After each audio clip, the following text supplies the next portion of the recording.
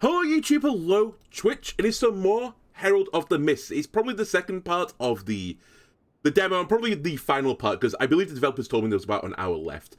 Man, I really enjoyed the first part, so I want, you know what, I'm going to come back and finish this. So I want to see where we get up to. I want to see where the demo ends. We grabbed a few things at the end of last time as well. We got a fishing rod, so we could do some fishing, an amulet of life for more max health. I think when we complete this sleep, we'll go back up to 25 health. We aren't quite completing our sleep yet, as I'll get back into the story.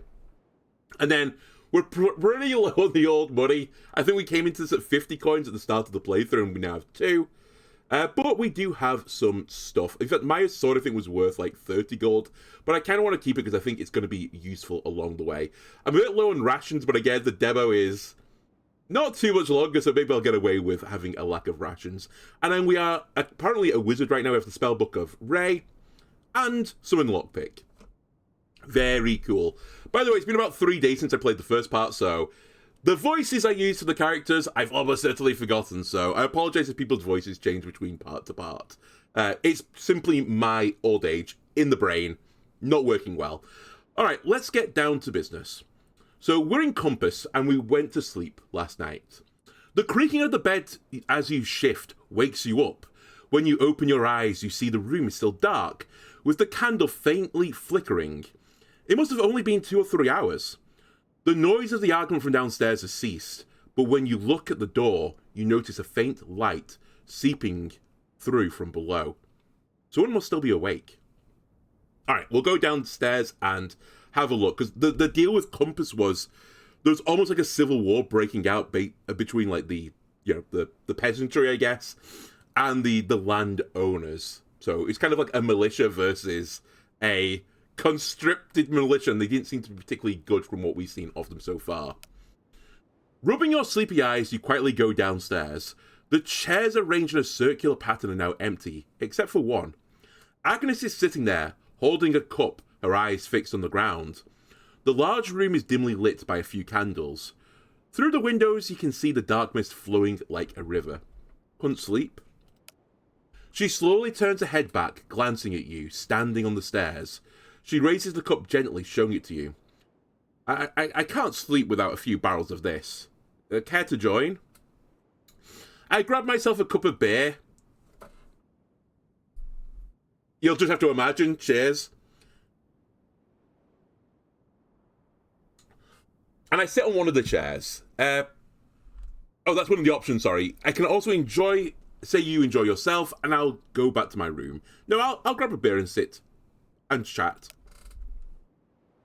After clinking your mugs with Agnes, you down the beer in one go. Okay, I didn't paint my character to be a bit of a boozer. I'm not against it, but I didn't paint him that way. A bitter herb and dry bread taste fills your mouth. Finishing a drink, Agnes lets out a hiccup and says, "Tell me, Herald, is Gar any different from this L?" Of course, or not really. Of course it is. It's the greatest place in all the lands. The Queen's there. Where about the Queen? Agnes sighs deeply, pouring herself another glass of beer. What about her? I take a sip of my beer this time. What's she like? Is she beautiful and charming as the stories say? Words can't describe her. She has an irresistible aura, and the stories are exaggerated. We're not going with that option. It's really which one is more brown-nosy. The words can't describe her, or she has an irresistible aura. I think words simply cannot describe her. Agnes laughs as if you just told a hilarious joke. Once I get this village in order, I'll go pay her a visit myself and see what all this beauty's about. She takes a large gulp of beer and continues. I'll also ask her how she does it, you know. I barely manage a small village while she handles a whole continent. How did you end up as the mayor of the village? I guess people like leaders who shout and command, and I'm one of those people, she says, her brown eyes looking down as memories flicker in her mind. It's strange, she adds. When I look back on my life, I realise how little control I actually had. Life pushed me, and I just kept walking. Do you regret it? A lot. Agnes thinks for a moment, her expression distant. I wish I'd taken more control, I wish I'd been braver. The bad decisions of incompetent leaders have always shaped my life. She takes another sip. But not anymore. I won't let Glenn or anyone else dictate my life. The soldiers of the mist will leave just as quickly as they came. She looks at you. What about you? I try not to dwell too much on the past. I feel like my life is just a series of random events. It's all a matter of luck. Or my life is completely in my hands. Even though not everything that happens to me is under my control, how I react to those events and overcome them is up to me. Alright, I think there's a sliding scale of, responses here. I feel like the last one is a lot more thoughtful. Also a lot more confident, actually. I think I'm actually going to go for this last answer, the more confident answer. Agnes nods, though she seems lost in her own memories. You both continue drinking and chatting, the night fading into a blur. You vaguely recall laughing, clinking your glasses together, and drinking until you were sick. I hope I still get my long rest. This is not a short rest now, is it? I want my hit die. I got my hit die. We're back to full health. When you open your eyes, your head is throbbing. You find yourself in bed, your stomach churns, and you feel like you're about to vomit. It takes a few minutes to regain your composure. The candle has long since gone out, and the dread fog has dissipated. The light streaming through the window only worsens the pain in your head. I pull myself together and go out. As you step out... Ominous music, by the way. As you step out of the empty inn and into the small village, you notice that the chaos from last night has faded, and people are continuing with their daily routines. The fog is light and the blore fires have been extinguished. A few children are running around the statue in the centre. You spot Eddie nearby, instructing summon swordplay. To the north of the statue, there's a small shop, with Oswin sitting in front of it. Agnes and Thom seem to be nowhere in sight. Oswin in front of the shop. Let me go look at the shop. I want to know if we can buy some more rations. You find Oswin behind a stall, where various goods are laid out for sale. He's leaning back and reading a book. When your shadow falls over him, he looks up and meets your gaze. Welcome, Herald, he says. He gestures to the stall. Is there something that catches your eye? What are you reading? I'd like to know more about you. I'm looking for things for sale, or tell me about Compass. Tell me about Compass first. In all my years of life, I have neither seen or known a place as peaceful and unassuming, Oswin quotes. That's what Simon of Compass wrote about this place in his journal. Tell me about its history. Why is it called Compass? And that's all about Compass. Tell me about its history. Oswin rolls up his sleeves, as if he's been expecting the question, and begins to explain. According to a book written by Simon of Compass, a small family named Aran established a farm here. The exact date is unclear, but in his book, Simon suggests it was between 117 and 120 AA. He pauses for a moment, trying to recall the details. The Aran family eventually sold the farm and returned to the Mist Dwellers. Simon found the last surviving member of the family on his deathbed, in the final stages of his life. Who is Simon of Compass? Please continue. No, just please continue. I don't think it's finished. According to what Simon wrote, Aran wasn't in the best state of mind, but Simon managed to learn a few things from him. Once the farm started bringing in some money, he hired a few workers. Those workers settled here with their families, and that's how this place gradually turned into a small village. I see. If you want to learn more, you can read Simon's book. I have a copy, but I don't really like lending it out. Borrowed books tend to not find their way back. Fair enough. I guess why tempt me, but sure. We'll look out for the book ourselves. Why is it called Compass? I guess because of Simon Compass. Oswin nods his head towards the statue at the centre of the village. Kyrakan, he says. His gleaming eyes of blore face north, guiding many lost travellers even during the dread fog.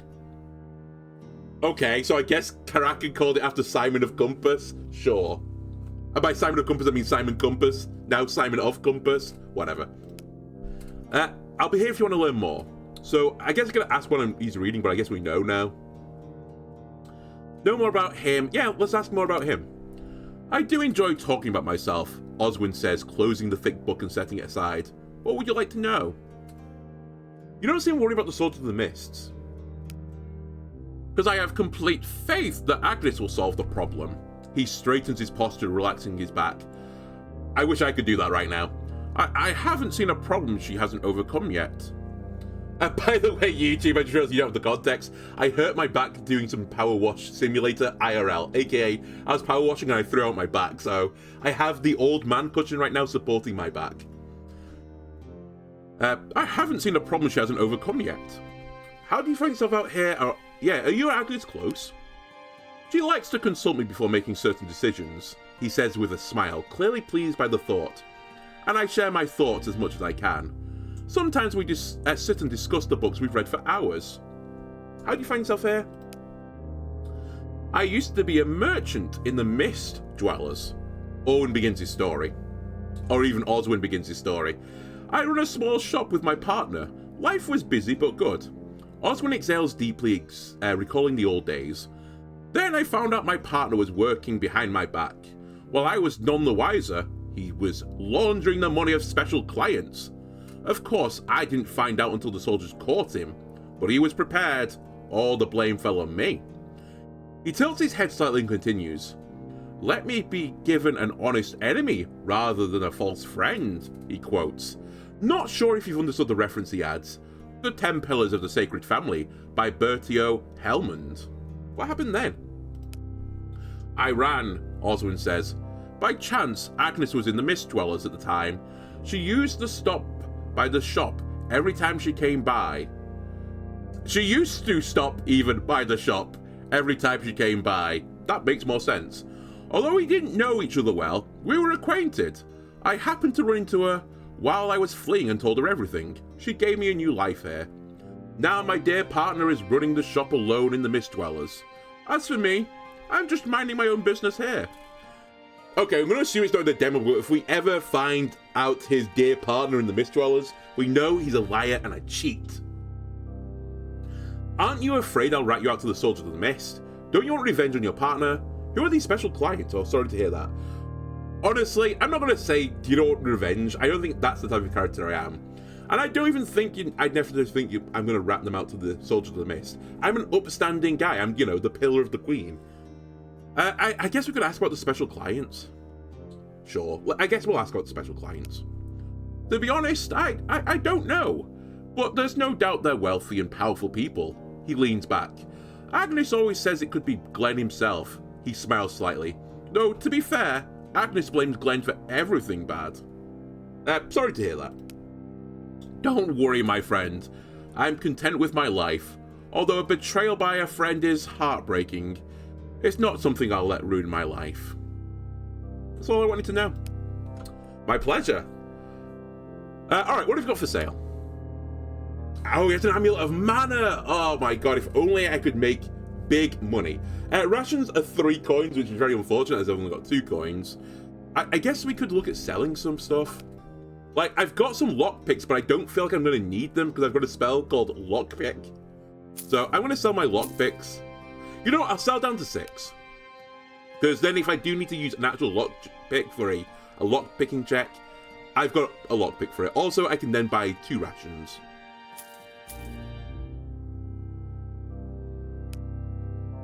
And then we leave. Alright, let's talk to Eddie and his military duties. Eddie moves fluidly amongst his students, shouting instructions as he dances with his sword. His brown hair whips through the air, sending sweat flying with each movement. The trainees try to resist his attacks, but their efforts are futile. As you approach, a few young trainers, or trainees even, turn their attention to you. Eddie notices you too and halts the training. Hey, Andalono, he says, breathless, his thin brown tunic soaked with sweat. I was hoping to talk to you. There's a hint of exhaustion in his eyes, but his stance remains firm. What do you want to talk about? About last night, Eddie gestures for the trainees to disperse. Break until midday, son, he says before turning back to you. If you don't mind, I'd like to discuss a few things I'd like to keep just between us. Sure. Eddie nods as he sheathes his sword. You said you were looking for the army, right? He glances around to make sure no one's listening. Lowering his voice, he continues. I might know a few things about that. Such as? I don't know what happened to them, but I do know a few things that might be useful to you. He pauses and studies your reaction. If you help me, I'll tell you everything I know. What kind of help? I don't know what you think about helping Agnes, he says, but I'm asking you not to. We can't stand against the soldiers of the Mist. I'm sure you can see that. He gestures around with his hands. These people aren't warriors. Do you have a better idea? Don't worry, I'm not planning to help her, or Agnes is right to fight back. I will help her. Do you have a better idea? Actually, yes, he says. If you somehow find the tax collector, dead or alive, you might be able to get the soldiers to leave us alone, without people dying. You know where I should look? I have no idea, he says. I do remember Verdun speaking with Oswin before he left the village. Maybe you can ask Oswin about it, without making it too obvious that you're looking for him. I see. Very interesting.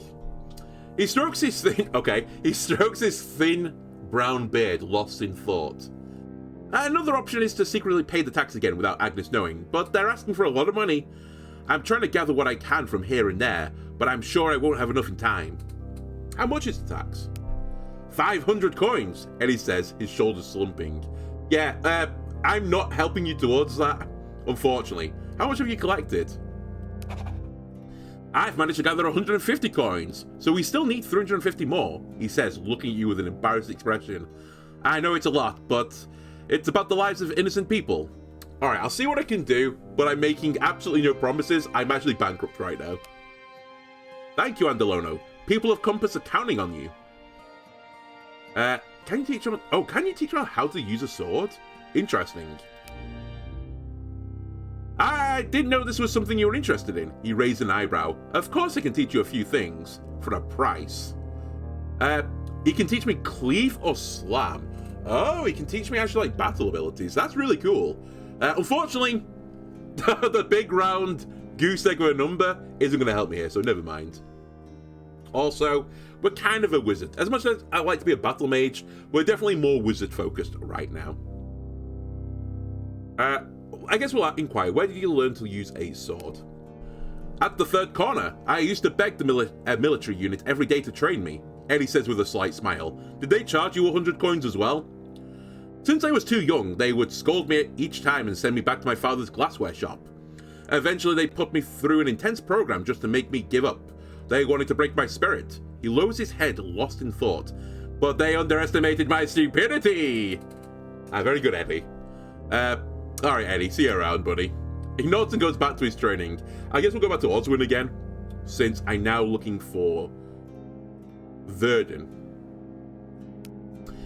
He did, Oswin says, pushing the white hair that had fallen in front of his face behind his ear. He brought some supplies and left, complaining about how vile the village was. What did he buy? He bought some ropes, bandages, and chains. Oh boy, I wonder what he was up to. Oswin says, stroking his white beard as he tries to recall. If he got anything else, I don't remember. Did he mention where he was going to do this BDSM routine? He didn't say, but I remember seeing them head west. He thinks for a moment. There was a greedy look in his eyes. Then again, that's just how Verdun looks in general. Alright, see you later. Who was at the statue? I can't actually remember. Let me check the statue. The grey statue with blore eyes stares at the Shah in the sky. Shah, the 5th month of the year, named after one of the 23 ships of the survivors. During this time, the throne is cloaked in orange, and the month lasts for 35 days. It's also the name of one of the 9 moons. Man, I do love the idea of having several different moons of different colours, and all of them shedding like a slightly different light on the world. I like the idea of this even more technical a world.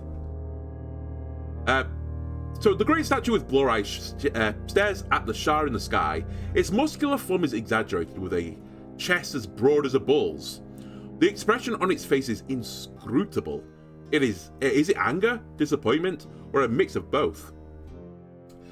You don't need to read the inscription on the platform below to know who it is. Kyrakan the Ascendant, the wisest and most powerful being. I'll leave that statue alone. I won't pry its eyes out for the blore, because I think that'll make the people upset. And honestly, I think we could just leave Compass right now. We could look out for Agnes, but I feel like we've spoken to Agnes about everything we're doing. I agree with Eddie that I think it's foolish for them to fight. We should look for an alternate means. And honestly, if these, like, shysters, you know, are scamming these people with, like, insane taxes, because it does seem like 500 coins, based on the metrics of what I've seen so far in the game, is too much. They honestly deserve a bit of fucking A and a bit of fucking B. So we can go west. 1 ration. Alright. Wait. They went west? This is... Wait, is there a compass? I know I'm in compass, so yes, there is a compass. It's here, but I mean actually for the cardinal directions, north, south, east, and west? Or is it just assumed that east is to the right? I did read that right.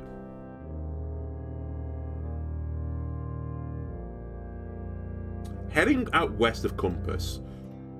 Okay, I think what I'll do then is go... Oh my god, it needs 4 rations! I can't go this way.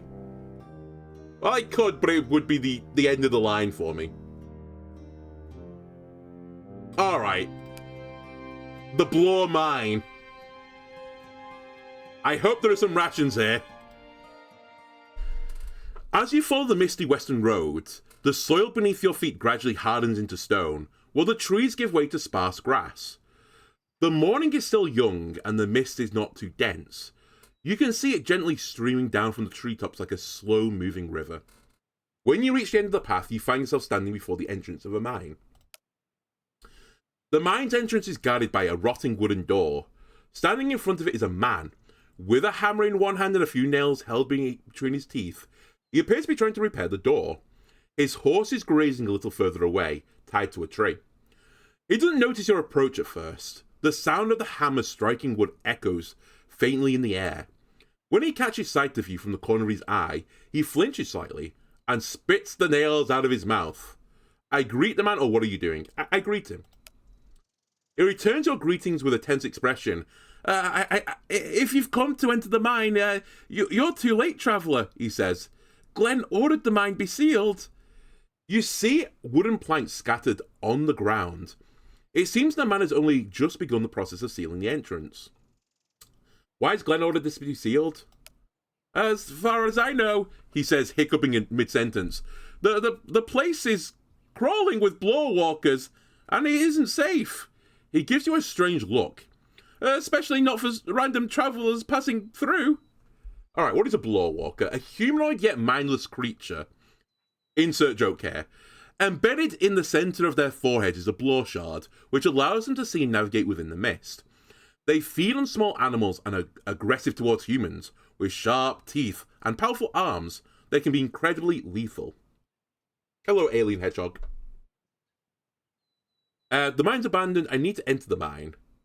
Who are you, by the way? Let's get the pleasantries drawn. I'm not anyone important, the man says, judging by his thinning hair and greying beard. He looks to be in his 40s. His almost perfectly oval-shaped belly suggests a closer relationship with alcohol. I feel like I'm getting called out here. I'll have you know I'm in my 36s. Is the mine abandoned? Aside from the blore walkers and the miners they've killed, yes, it's empty inside. What else do you know about this mine? A blore mine, that's all. He makes a strange noise somewhere between a hiccup and a cough. Nothing special about it. I need to enter the mine. It's too late, the man says, moving his hammer and returning to his work. Glenn specifically ordered the entrance to be sealed. If you really want to, you'll need to ask him for permission. He grabs a nail and places it into the wood, starting to hammer it. We can make a strength roll. I take a step forward to the man and give him a stern look. I don't want trouble. I just need an hour inside. I can cast charm. I think you can wait another hour before sealing it, or 5 coins. How about I give you some coins and you give me an hour inside? Well, unfortunately, I'd have to pull these coins out of my prison pocket because I don't have them. So we're going to charm him. We're not going to charm him because apparently I'm not allowed to.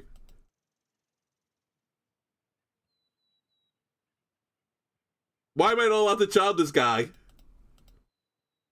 I've gone full will, and I can't use any of the will options. Game.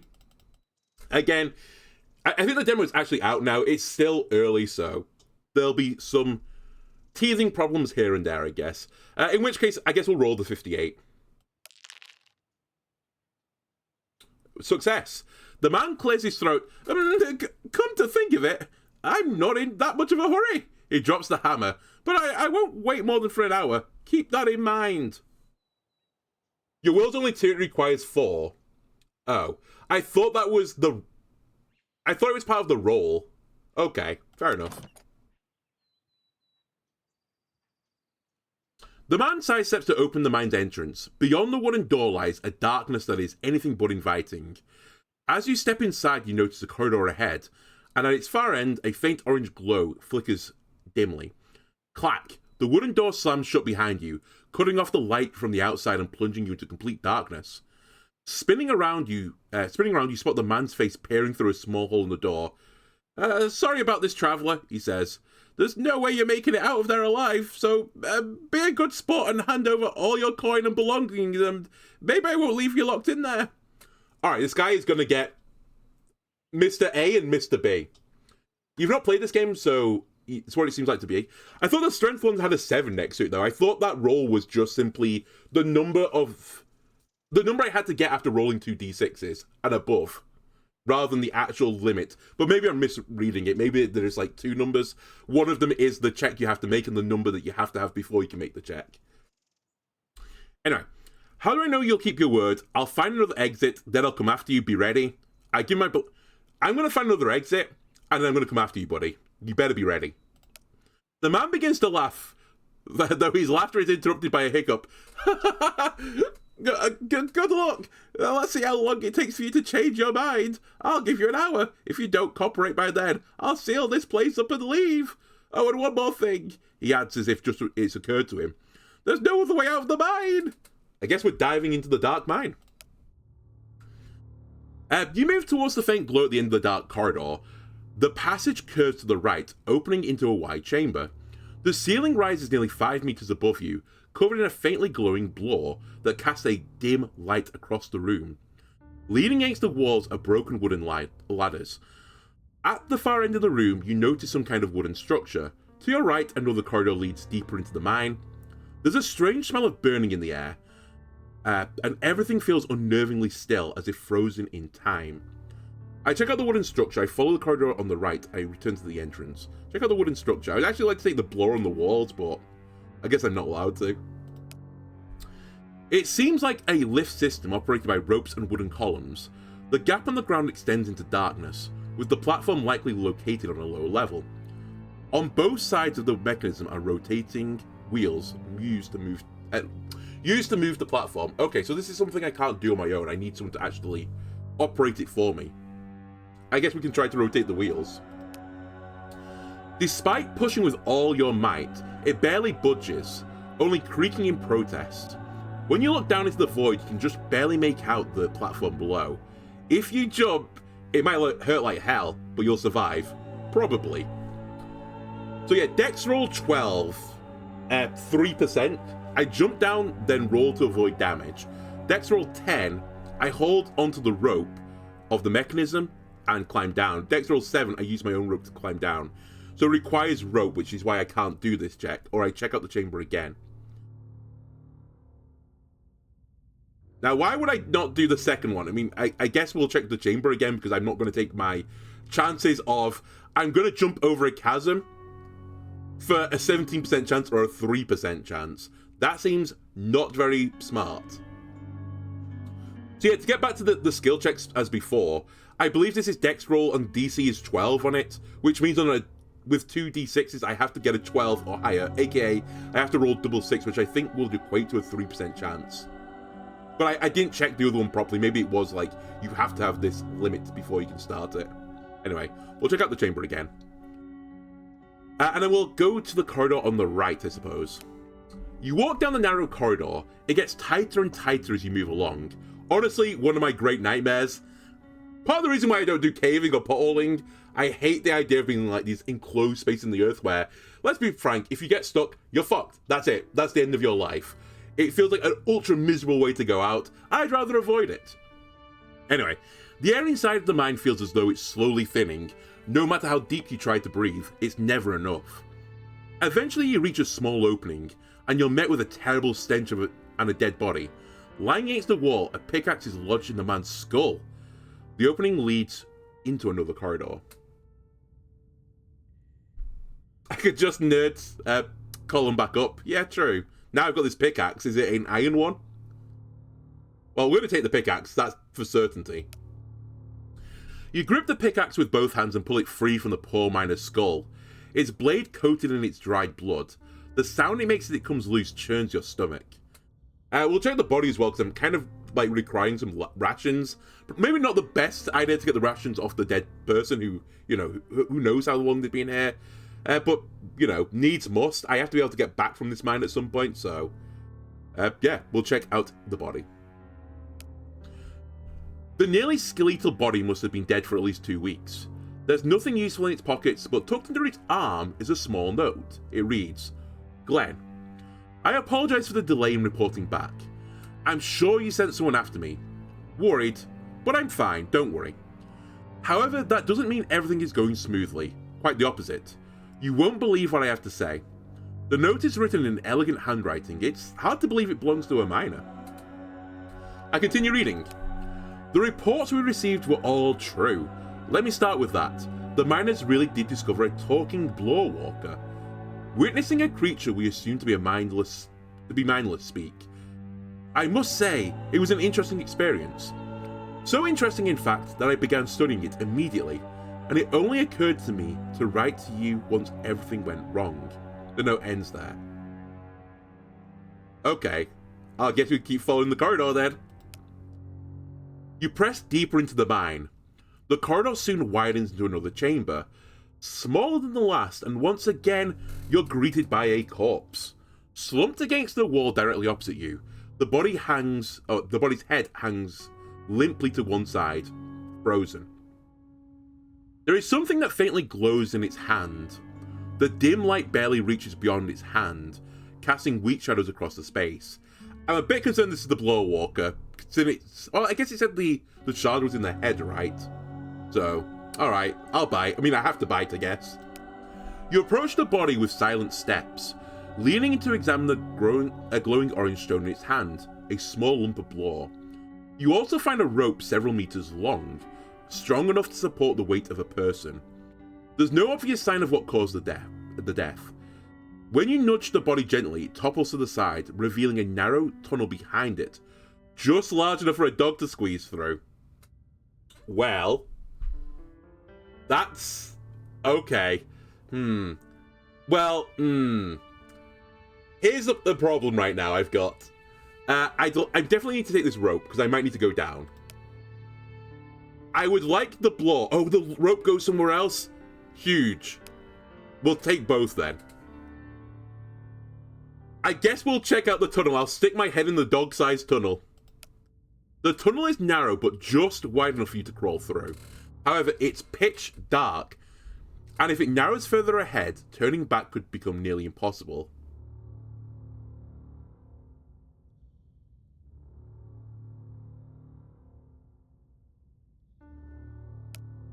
I go back. I go back. Right, lift. I've got a rope this time. Don't do me dirty. The 58% chance. Let's go for it. Roll successful. You carefully grip the rope and begin your descent. As you go down, the rope gradually gives into your weight, snapping in sections. You speed up. Boy, do I speed up. The rope snaps completely and you plummet downward. Since you manage to get close to the ground, you land safely on your knees. Oh my god, I don't think that's safe. A stone tunnel, I land on my knees? Ah, that's gonna hurt. I meet the ground without taking much damage. In fact, I took no damage. I'm still at 25 of 25. The rope falls after you. The sound of your landing reverberates through the mine, travelling into the depths before fading into silence. A moment later, guttural growls rise from the darkness in response. You're not alone in these mines. Alright. Once again, you find yourself in a large open cavern. The blore deposits on the ceiling emit a dimmer glow, casting just enough light to reveal the still forms of blore walkers scattered across the floor. there are no human corpses in sight. Every wall of the chamber, except for the side with the lift system, leads to a corridor. From the darkness of these passages, faint noises reach your ears. Clicking sounds, shuffling footsteps, echoes that you can't quite identify. Okay. I guess we'll check their corpses. The blore chunks embedded in their foreheads are either cracked or entirely extinguished, as lifeless as their empty eyes. Their grey bodies are covered in red scratches that look like they were made with a pickaxe. Through some of their open mouths, you can see sharp teeth covered in black stains. Thanks from Nikki. Have fun. I'm getting a bit alarmed. I'm soon to not be having fun. I think I'm soon to be accosted by many blore walkers. Okay, so I can either go left. Oh, sorry. I can check the lift, I guess. Save. Good idea.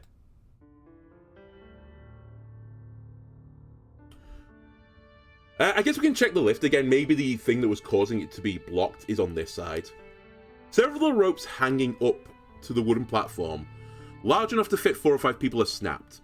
The remaining ones don't look much sturdier, but they might still hold a single person. On either side of the platform there are rotating pulleys where the ropes are fastened. Turning them should allow you to ascend. However, first you need to pull the rock-filled container off the platform. So I need to do a strength check to do this. I'm not going to roll the strength check yet because I think I have to go this way first, so I'll leave the lift alone.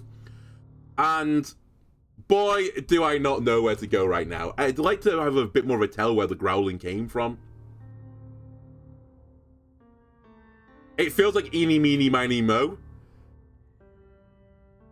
Catch a tiger by the toe. If it squeals, let it go. Eeny, meeny, miny. I guess we're going this way, right. Oh boy! The corridor is wide enough for 2 people to walk side by side. The marks in the wall suggest that there was once blore here, but it has since been mined away. As you approach the other end, the sounds coming from the depths grow louder. You sense movement ahead. When you get close enough to see into the opening, you finally come face to face with the reason the mine was sealed. The blore walkers. 3 of them. Now, we know one of them can talk, but I don't think it's going to be a party of 3 that can talk. We'll see. One stares at the remaining blore on the mine walls as if hypnotized. The second one crouches facing the wall, making nauseating sounds as it devours something in its hands. The third sits slumped up against the wall, seemingly lifeless, but the blore in its forehead has not lost its glow. At the far end of the room there is another opening, and from it comes an intense orange light. I can either dex roll and crouch and slightly move through them, or prepare my weapon and burst into the chamber. Let's be real here, I don't think I'm hitting the 17% roll. So I think we prepare a weapon. We've got a Amulet of Life to increase my max health. I've got a health potion. This is equipped, right? Yep, that's equipped. Let's roll. The moment you step into the room, the heads of the blore workers snap towards you. As they stride quickly in your direction, the glow of the blore on their foreheads intensifies. Okay, these boys are strong. They have 10 health, 8 armor. Let me remove my camera for a bit so you can see everything that's going on. Well, we are going to be doing magic stuff. We are going to be doing Ray, and I'm probably going to use all 3 actions, and we're just going to have to take them down one at a time, I guess. 6 into the guy on the left, very good.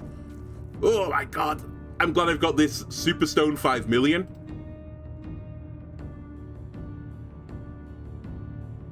Try 2 here. Nice, okay, we max roll it. 1 dead immediately. And then we have 1 more raid to use. Huge misses. Right, all 3 again into 1 guy, because I don't think we can overkill on this. Huge, huge. They seem to miss a decent chunk. 1 ray into this guy, then 2 rays into the last guy. Oh my god, he hit me for 5. Brutal. However, we missed. We missed with all attacks. We did it.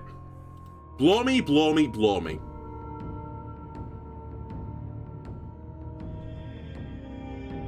And I'm back in the room. Also, I think we're going to use this now. Go back to the 14. As the light fades from their eyes, the blur in their foreheads dims as well. One by one, the lifeless bodies of the walkers collapse to the ground, clearing a path between you and the room from which the orange light emanates. Just going to throw this out here. Let's do another one of these. I enter the room. The source of the light is the blore veins in the walls of the small room. The thick sections of the veins glow a deep orange, while their thinner ends gradually fade to a yellow hue. They can be extracted with a pickaxe. I have one.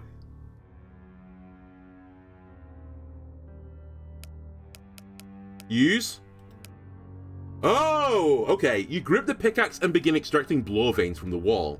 Each strike echoes through the mine. Hang on a minute. Have I made a terrible error? Thud, thud, thud. After each hit, you feel the need to look behind you. Sweat pours down from your forehead. And your fingers ache after every strike. You end up breaking as many blores, causing them to extinguish. You place the intact ones in your bag. I have 10 blore now. How many did I need?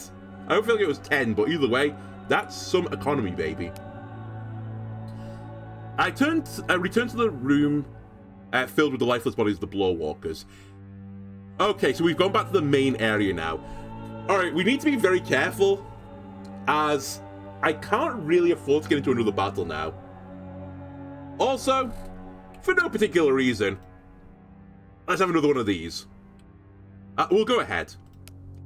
You let the dark corridor pull you in. The narrow passage tightens as you move forwards, forcing you to sidestep. It curves to the right and opens into a small chamber. It appears to be a storage room. Along the walls are scattered tools and stacks of wooden crates. Inside the crates you spot blore and other various materials. It looks safe. I'll step inside. Oh, was that a luck roll or something? Oh, it was like... I guess it was kind of like a luck type roll. As you step into the room, your foot catches on a wire, and a sudden rumble echoes from above. Something is hurtling toward your head at an alarming speed. I can either leap to the side, raise my arms to shield my head, raise my shield but we don't have one, or I cast Ray to destroy whatever's falling. I cast Ray. It's going to cost me some mana, but I have some mana potions. Wow, what an insane roll. At the last moment, you raise your hand and hurl Ray towards the falling rock. The boulder shatters on impact and a small fragment scatter across the ground, raining down around you. The danger is averted. I examine the room. Also, I think I'm not going to drink one of these now. I don't want to get caught out mid-battle. You don't notice any more traps, but you remain cautious with every step you take. The room contains a chest and a few items that might prove useful. And there's also a staircase leading further down into the depths. Okay. Take the coins. Yes. Health potion. I'm going to just... Oh, there's 3 health potions? That's insane. Okay, I'm actually going to drink. I'll go to 17. I think I'm okay with that.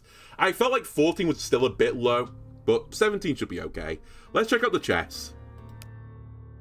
The wooden chest is wide enough to fit a sword and stands almost knee-high. With its decorations made of colourful stones and delicate metalwork, it looks more like an expensive chest you would find in the place of a wealthy lord, rather than in a dark abandoned mine. There must be quite valuable things inside. You try to open it after removing the crates piled on top, but as expected, it's locked. The metal lock appears sturdy, but it looks like it could break if you hit it hard enough.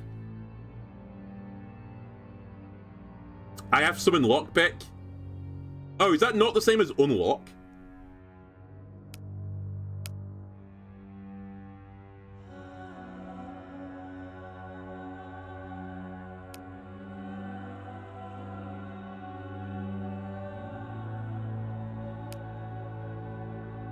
I guess it's not the same. If that's the case... If that's the case, then I guess we'll just use the lockpick. It's not the same. Okay. Well, we have a lockpick left because I saved one. 58% chance. Aw. You pull the lockpick from your pocket and slide into the keyhole. Pressing your ear close to the chest, you focus on the subtle clicks and try to feel for every movement of the pick. However, even after minutes of effort, that satisfying click sound never comes. Must be master lock. You sigh in frustration and give up. Man, I needed that lock-picking lawyer with me. If only I'd equipped him. Well, I guess we'll try and break it then.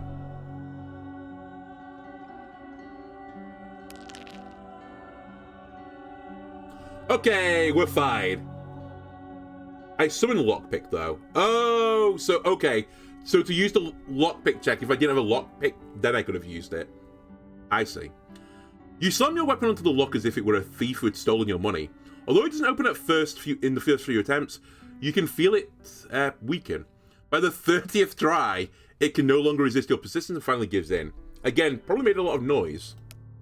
You slowly lift the chest and lid and peek inside. Well, there are a few things that might be useful. You're somewhat disappointed. Who would use such a lavishly tight chest to saw a few pieces of trash? Well, we'll take the blore because I've got blore stacks. I'm not going to take anything else because I just don't have the in space for it.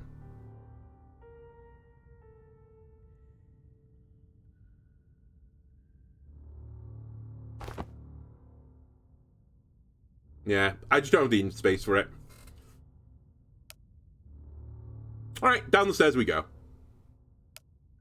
With each step you take down the stone stairs, the room becomes... the room below becomes... Let me just start this again. With each step you take down the stone stairs, the room below comes further into view, revealing the horrors that have unfolded there.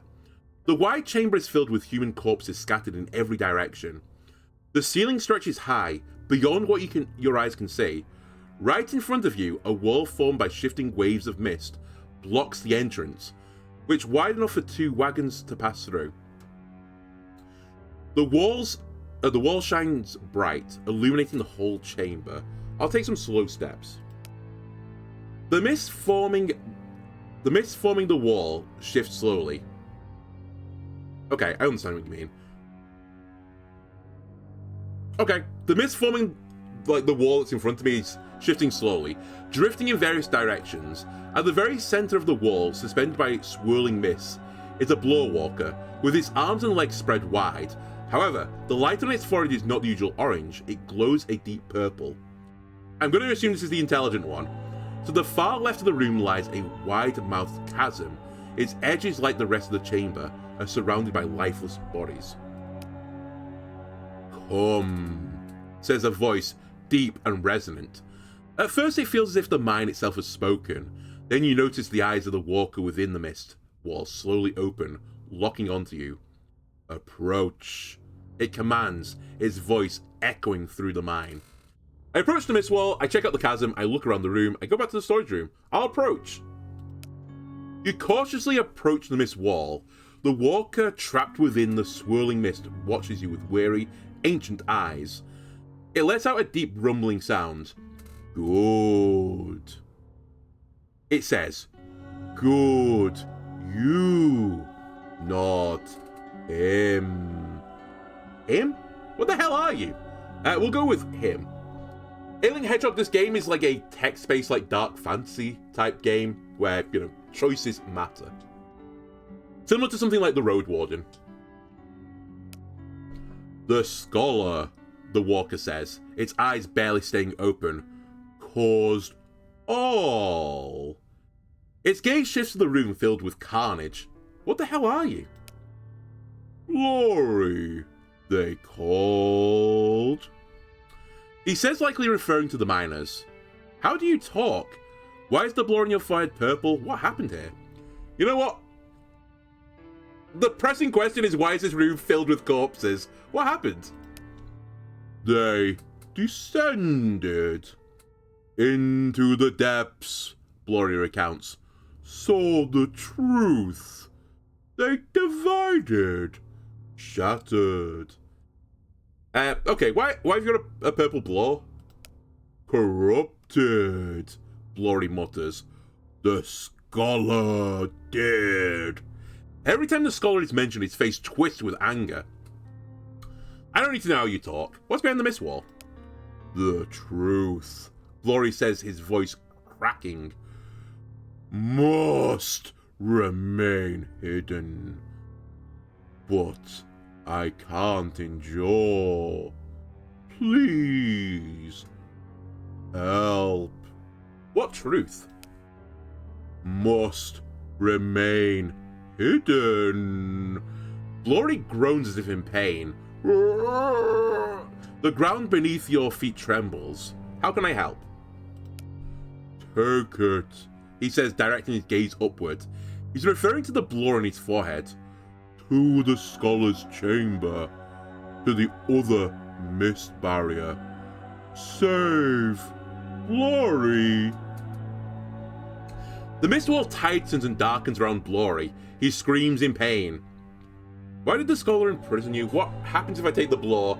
How can I lift the mist wall? Sorry, but I won't be doing as you say until I understand what's going on. I reach out and take the blore from his forehead. What happens if I do this? Is it Indiana Jones? Is the big boulder falling down? Am I going under the wall and, grabbing my wizard's hat at the last minute with my whip? Blore will be free. He looks into your eyes with a worn expression. Please. Why did he imprison you? He was afraid, Blore says in pain, from the truth spreading. So I guess he doesn't want me to lift the mist wall because the truth is hidden behind. So I guess we shouldn't ask that to anger him. Alright, I'll bite. This guy seems pretty cool. Sure, I'll save you. I don't have enough space. God damn it. Gabe, why'd you have to be right? Alright, I'm going to take the painful option of drinking 2 potions and then grab it. You tear the palm-sized purple blore from its place, ripping it free from the nerves it was attached to. Blore lets out a scream of agony before all life fades from his eyes. The mist forming the wall will go wild for a moment, swirling and intertwining in a frenzy. Fearing it might explode, you step back, but nothing happens. The mist gradually slow and settle. I move away. As the mist wall throbs rhythmically like a heartbeat, you step away from it. I guess we're going to check the chasm for a second because I need a way out of this place. You approach the edge of the chasm and stare into the dark void. Its bottom is invisible. Still, you feel an urge to jump. I throw a small stone, I jump, I move away. Let's throw a small stone first. Look before you leap, or in this case, listen before you leap. Oh, water. The darkness swallows the stone. A few seconds later, you hear it hit the water. It must have been no more than 7 to 8 meters long. The darkness looks inviting, but if the water is not deep enough, jumping could end in disaster. Alright, I'll jump. Honestly, IRL, sometimes I do get like Call of the Void like moments where I'm on like a very tall thing and I get the urge to like jump off it. Why would my character not get this as well? You take a deep breath, gathering your courage, and let yourself fall into the seemingly endless, inviting darkness. The icy water embraces you. Nice that someone does. Luckily, the water is much deeper than you expected. As the bubbles surrounding you fade, you see skeletons resting at the bottom, now home to moss and small fish. Veins of blore at the bottom reveal a tunnel to you. Can I mine this? Okay, nothing happens. You follow the veins of blore swimming through the tunnel. It's wide enough for 2 people to swim side by side comfortably, but it gradually starts to narrow as you progress. The veins of blore become thinner and thinner until they're nearly non-existent. You find yourself swimming blindly in the darkness. Okay, I've created a horror situation again. I'm now under the ground in a somewhat tight place in a cave, in water as well. We've added water to the mixture of the horror. So, good going, me. We're going to keep swimming. It's going to require a will roll. Oh, you keep moving forwards, gripping the tunnel walls, but the end seems nowhere in sight, and your breath is running out. It's too late to turn back now. Your only hope is to reach the end of the tunnel as quickly as possible. You start swallowing water. With every ounce of willpower left, you push yourself forward. It's no use. The darkness swallows you whole.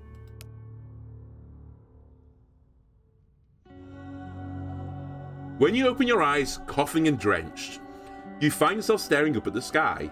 You take a deep breath of fresh air, filling your lungs and crawl out of the small pool of water you're in. For a moment, you focus solely on the warmth of the sun against your skin. You're in a small grassy clearing surrounded by rocks. After the darkness of the mine, the colours of the grass appear unnaturally vivid and vibrant to your eyes. A little further ahead, a human body lies motionless in the grass. I'll check the body, because I need rations. The body belongs to a man with pale skin, bald and appearing to be in his 30s. His clothing suggests he was of wealth. Like you, he must have jumped from the chasm, but it seems he drowned before reaching the end of the tunnel. Oh, is this the guy that I was looking for? Check if he's got anything useful. You find a dagger and a rather heavy pouch of coins on him. As you wonder how someone so wealthy ended up here, you discover a ledger in his pocket. Is this the tax man? Well, we're going to take the 100 coins, obviously. The shiny dagger. I want the shiny dagger. You know what, pickaxe? I don't think I need you anymore. I'm not in the mine anymore. Goodbye. Shiny dagger it is. I'll take a look at the ledger. Most of the notes in the ledger have been erased. The ink is smudged, making it unreadable. However, as you flip through, you find a few pages that are still legible. Most of them seem to be records of collected taxes and debt accounts. This must be Verdun the tax collector. I take the ledger. I might be able to show it to the soldiers as evidence. Thank God that goes into my other pouch. I climb up the rock. You emerge covered in wounds and dirt. You struggle to determine your location, but you believe you've surfaced somewhere north of the mine's main entrance. Finally, being freed from the suffocating darkness of the mine feels good. But the ground trembles slightly beneath your feet, and you get a feeling that you'll eventually return to the mine. The journey isn't over yet. Finish the demo.